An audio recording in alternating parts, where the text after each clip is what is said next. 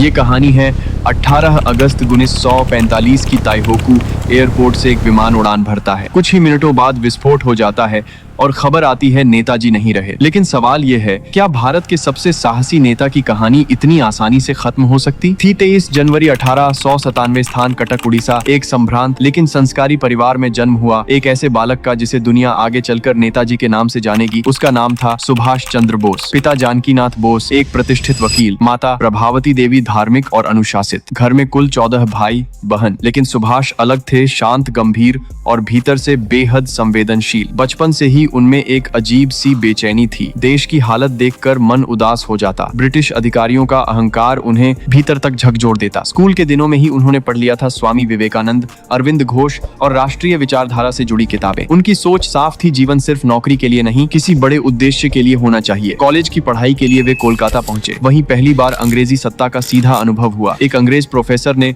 भारतीय छात्रों का अपमान किया और सुभाष ने चुप रहने से इनकार कर दिया। परिणाम कॉलेज से निष्कासन। लेकिन यह शुरुआत थी विद्रोह की। आईसीएस की परीक्षा और ऐतिहासिक निर्णय। परिवार चाहता था कि सुभाष ऊंचा पद पाएं। वे इंग्लैंड गए, इंडियन सिविल सर्विस की परीक्षा दी और 1920 में शानदार रैंक के साथ पास भी कर ली। सोचिए उस समय आईसीएस क्या था? ब्रिटिश साम्राज्य की सबसे प्रतिष्ठित नौकरी, भारत में गवर्नर के बाद सबसे ताकतवर प्रशासनिक पद। लेकिन यही कहानी मोड़ लेती है। जब पूरी दुनिया सफलता का जश्न मनाती है, सुभाष ने त्याग का फैसला किया। कर सकता हूँ ये मैं अन्यायपूर्ण मानता हूँ, और उन्होंने आईसीएस से इस्तीफा दे दिया। यह सिर्फ नौकरी छोड़ना नहीं था, यह था सत्ता को खुली चुनौती देना। भारत लौटकर सुभाष ने कदम रखा इंडियन नेशनल कांग्रेस में। उस समय कांग्रेस आजादी की सबसे बड़ी राजनीतिक शक्ति थी। नेता थे बालामत्री, गंगाधर तिलक, जवाहरलाल नेहरू और सबसे प्रभावशाली महात्मा गांधी। सुभाष तेज थे, उनकी भाषण शैली जोशीली थी। युवाओं के बीच वे तेजी से लोकप्रिय होने लगे। 1938 में वे कांग्रेस के अध्यक्ष बने। उनकी सोच स्पष्ट थी, ब्रिटिश शासन को सिर्फ प्रस्ताव और प्रार्थनाओं से नहीं, मंत्री के साथ से 938 में वे कांग्रेस के बने में हटाया जा सकता। वे चाहते थे संगठित संघर्ष, आवश्यक हो तो सैन्य तैयारी। अब संघर्ष बाहर से ज्यादा भीतर था। गांधी जी कहते थे अहिंसा ही सबसे बड़ा हथियार है, सत्याग्रह से ब्रिटिश साम्राज्य झुकेगा। लेकिन बोस मानते थे अंग्रेज ताकत की भाषा समझते हैं, उन्हें शक्ति से जवाब देना होगा। यह व्यक्तिगत विवाद नहीं था, यह दो रणनीतियों की टकराहट थी। एक तरफ नैतिक शक्ति, दूसरी तरफ सैन्य और राजनीतिक आक्रामकता। 1939 में जब सुभाष फिर से कांग्रेस अध्यक्ष चुने गए तो पार्टी के भीतर मतभेद खुलकर सामने आ गए। आखिरकार उन्हें इस्तीफा देना पड़ा, लेकिन वे रुके नहीं। उन्होंने फॉरवर्ड ब्लॉक की स्थापना की, एक नए रास्ते की शुरुआत। गांधी अहिंसा की बात कर रहे थे, लेकिन बोस मानते थे आजादी भीख से नहीं शक्ति से मिलती है। यहीं से जन्म हुआ एक ऐसे नेता का जो आगे चलकर भारत की स्वतंत्रता संग्राम को अंतर्राष्ट्रीय स्तर पर ले जाएगा। एक ऐसा नाम जिसने कहा, तुम मुझे खून दो, मैं तुम्हें आजादी दूंगा। और यहीं से शुरू होती है नेताजी की असली खून दिए क्रांतिकारी यात्रा। जनवरी 1941 कलकत्ता में कड़ी निगरानी। ब्रिटिश सरकार समझ चुकी थी यह व्यक्ति खतरनाक है। घर में नजरबंद थे सुभाष चंद्र बोस। लेकिन 16 जनवरी की रात एक कार धीरे धीरे घर से निकलती है। ड्राइविंग सीट पर उनका भतीजा, पीछे बैठे हैं दाढ़ी, मूंछ और पठानी वेश में एक व्यक्ति। यह कोई साधारण भागना नहीं था, यह इतिहास की सबसे साहसी राजनीतिक फरारी में से एक थी। वे पेशावर होते हुए अफगानिस्तान पहुंचे, वहां से सोवियत रूस और फिर जर्मनी। ब्रिटिश साम्राज्य को चुनौती अब भारत की सीमाओं के बाहर दी जाने वाली थी। जर्मनी में नई रणनीति। 1941 के अंत तक बोस जर्मनी पहुंच चुके थे। द्वितीय विश्व युद्ध अपने चरम पर था। यहीं उन्होंने दी फ्री इंडिया सेंटर की स्थापना की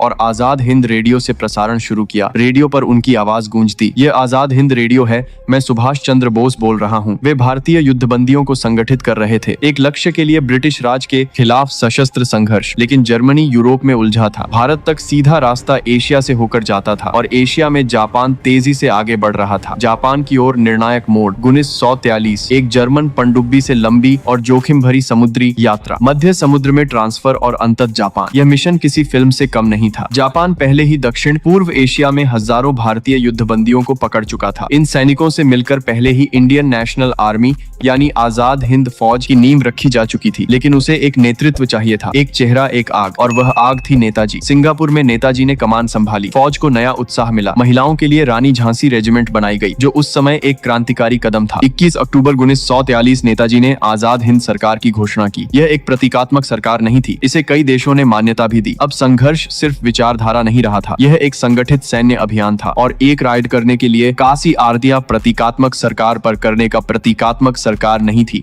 फिर नेताजी मंच पर खड़े हुए, हजारों सैनिक सामने, पीछे तिरंगा, बैकग्राउंड में देशभक्ति का संगीत धीरे धीरे उभरता है। उनकी आवाज गूंजती है, तुम मुझे खून दो, मैं तुम्हें आजादी दूंगा। यह सिर्फ नारा नहीं था, यह एक सौदा था, बलिदान के बदले स्वतंत्रता। उनकी रणनीति साफ थी, ब्रिटिश साम्राज्य को बाहरी मोर्चे से झटका दो ताकि भारत के भीतर क्रांति की आग और भड़के। 1944 में आजाद हिंद फौज ने भारत की सीमा इम्फाल और कोहिमा की ओर कूच किया। हालांकि सैन्य रूप से यह अभियान सफल नहीं रहा, लेकिन मनोवैज्ञानिक प्रभाव गहरा था। ब्रिटिश भारतीय सेना के भीतर सवाल उठने लगे, निष्ठा डगमगाने लगी, और यही वह दरार थी जिसने आगे चलकर 1947 की स्वतंत्रता की राह को तेज किया। 1944 द्वितीय विश्व युद्ध अपने सबसे निर्णायक चरण में था। दक्षिण पूर्व एशिया में जापानी सेना तेजी से बढ़ रही थी और उनके साथ आगे बढ़ रही थी इंडियन नेशनल आर्मी। नेताजी का लक्ष्य साफ था, दिल्ली चलो। बर्मा से होते हुए आईएनए और जापानी सेना भारत की सीमा तक पहुंची। अगला पड़ाव मणिपुर का इम्फाल, फिर नागालैंड का कोहिमा। यह सिर्फ एक सैन्य अभियान नहीं था, यह भारत की धरती पर विदेशी शासन को सीधे चुनौती देने का प्रयास था। बैटल ऑफ इम्फाल, मार्च 1944 इम्फाल पर हमला शुरू हुआ। पहली बार आजाद हिंद फौज ने भारतीय सीमा के भीतर तिरंगा फहराया। मोइरांग में आईएनए का झंडा लहराया गया, एक प्रतीक की सपना अब दूर नहीं। लेकिन युद्ध सिर्फ साहस से नहीं जीते जाते। रसद की कमी, भारी बारिश, जंगलों में बीमारियां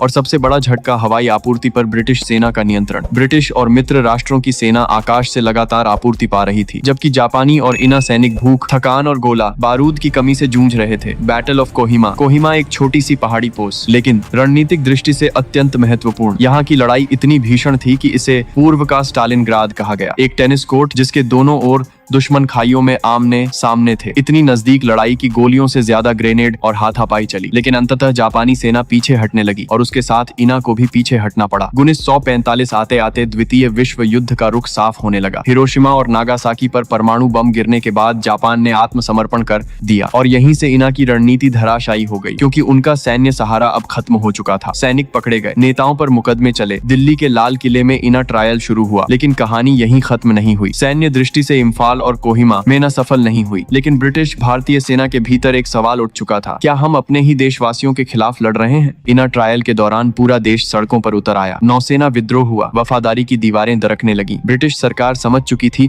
अब भारत को रोकना मुश्किल है। 18 अगस्त 1945 द्वितीय विश्व युद्ध अपने अंतिम क्षणों में था। जापान आत्मसमर्पण कर चुका था और उसी दिन खबर आई, नेताजी सुभाष चंद्र बोस का विमान दुर्घटनाग्रस्त हो गया। स्थान ताइहोकू, जापान का उपनिवेश। बताया गया कि वे मंचूरिया की ओर जा रहे थे ताकि सोवियत संघ से मदद मांगी जा सके, लेकिन उड़ान भरने के कुछ ही देर बाद विमान के इंजन में विस्फोट हुआ। आग भड़क उठी, विमान जमीन पर गिर पड़ा। प्रत्यक्षदर्शियों के अनुसार नेताजी बुरी तरह जल गए थे, लेकिन होश में थे। उन्हें नानमोन मिलिट्री अस्पताल ले जाया गया और वहीं रात होते होते उनकी मृत्यु की घोषणा कर दी गई। इतिहासकारों के बीच बहस जारी है। इतिहास में पहली बार मौत की खबर थी, लेकिन सबूत नहीं। एक ऐसा नेता जिसने कहा था दिल्ली चलो, जिसने लाखों भारतीयों के दिलों में आग जलाई, वह अचानक धुएं में गायब हो गया। क्या यह एक दुर्घटना थी या एक अधूरा अध्याय? 18 अगस्त 1945 की कथित विमान दुर्घटना के बाद सवाल खत्म नहीं हुए, बल्कि शुरू हुए। भारत सरकार ने अलग अलग समय पर 3 जांच आयोग बनाए। शाहनवाज कमेटी, नेतृत्व शाहनवाज खान, जो खुद आजाद हिंद फौज के अधिकारी रह चुके थे। कमेटी ने जापान जाकर गवाहों से पूछताछ की। डॉक्टरों, सहयात्रियों और अधिकारियों के बयान दर्ज हुए। निष्कर्ष, विमान दुर्घटना हुई थी। नेताजी की मृत्यु उसी में हुई, लेकिन आलोचकों ने कहा जांच मुख्यतः गवाहियों पर आधारित थी, भौतिक सबूत बहुत सीमित थे। खोसला आयोग 1970 न्यायमूर्ति जी डी खोसला की अध्यक्षता में आयोग बैठा। इसने भी पहले की गवाहियों और दस्तावेजों की समीक्षा की। निष्कर्ष, विमान दुर्घटना और मृत्यु की कहानी विश्वसनीय है। दोनों शुरुआती जांचों का रुख एक जैसा था, मौत हुई, लेकिन सवाल फिर भी बाकी रहे। मुखर्जी आयोग 2005, न्यायमूर्ति मनोज कुमार मुखर्जी की अगुवाई में तीसरी जांच। इस बार फोकस था रेंकोजी मंदिर में रखी कथित अस्थियां और वैकल्पिक सिद्धांत। निष्कर्ष चौंकाने वाला था, विमान दुर्घटना का निर्णायक सबूत नहीं। रेंकोजी की राख नेताजी की नहीं मानी जा सकती, यानी मौत हुई का प्रमाण पर्याप्त नहीं। सरकार ने इस रिपोर्ट को स्वीकार नहीं किया और यहीं से बहस और गहरी हो गई। अगर मौत हुई थी तो राख कहाँ है? अगर नहीं हुई तो नेताजी कहाँ गए? सवाल आज भी खुला। उत्तर प्रदेश के फैजाबाद में एक साधु वर्षों तक गुमनाम जीवन जीते रहे। नाम दिया गया गुमनामी बाबा। कमरे में मिले टाइपराइटर, विदेशी सामान, इना से जुड़े दस्तावेज और कथित रूप से नेताजी जैसी हस्तलिपि। प्रतिलिपि। कुछ लोगों ने दावा किया आवाज मिलती थी, लेखन शैली मिलती थी, गोपनीय जानकारियां भी। डीएनए परीक्षण निर्णायक साबित नहीं हुआ, कोई अंतिम वैज्ञानिक पुष्टि नहीं, आस्था बनाम प्रमाण। और फिर वही सवाल, क्या भारत अपने ही नायक को पहचान नहीं पाया? कुछ इतिहासकार मानते हैं विमान दुर्घटना एक आवरण थी। संभावना यह कि नेताजी सोवियत संघ पहुंचे, शायद स्टालिन से समर्थन मांगने। उस समय का सोवियत यूनियन दुनिया की उभरती महाशक्ति था, लेकिन रूस के आधिकारिक दस्तावेजों में अब तक कोई स्पष्ट प्रमाण नहीं मिला। कुछ संकेत, कुछ अपुष्ट रिपोर्टें, लेकिन निर्णायक सबूत नहीं। क्या यह राजनीतिक समझौता था या एक अधूरी कहानी? कुछ कहानियां इतिहास में दर्ज हो जाती हैं और कुछ इतिहास बनकर भी रहस्य रह जाती हैं। नेताजी की मौत एक घटना थी या एक अध्याय जो कभी बंद ही नहीं हुआ?